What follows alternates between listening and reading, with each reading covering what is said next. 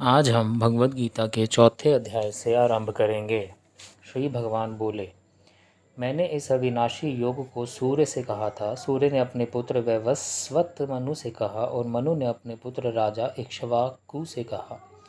हे परंतप अर्जुन, इस प्रकार परंपरा से प्राप्त इस योग को राजर्षियों ने जाना, किंतु उसके बाद ये योग बहुत काल से इस पृथ्वीलोक में लुप्त प्राय हो गया। तू मेरा भक्त तो प्रिय सखा है, इसलिए वही यह पुरातन योग आज मैंने तुझको कहा है, क्योंकि ये बड़ा ही उत्तम रहस्य है, अर्थात गुप्त रखने योग्य विषय है। अर्जुन बोले, आपका जन्म तो अवार्चीन है, अभी हाल का है, और सूर्य का जन्म बहुत पुराना है, अर्थात कल्प के आदि में ही हो चुका था। तब मैं इस बात को कैसे समझूं कि आप ही ने कल्प के आदि में सूर्य से ये योग कहा था।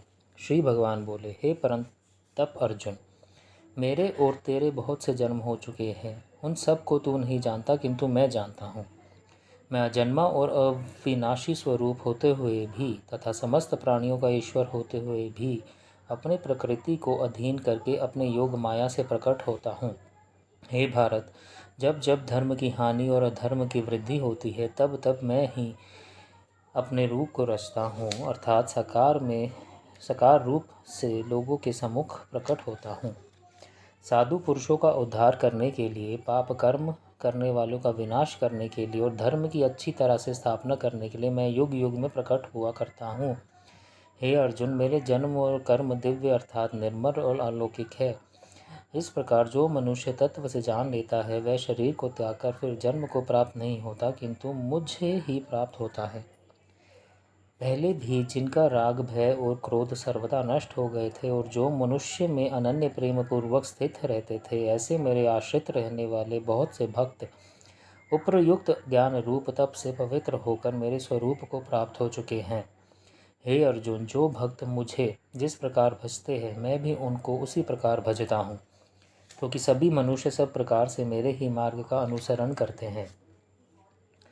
इस मनुष्य लोक में कर्मों के फल को चाहने वाले लोग देवताओं का पूजन किया करते हैं, क्योंकि उनको कर्मों से उत्पन्न होने वाली सिद्धि शीघ्र मिल जाती है।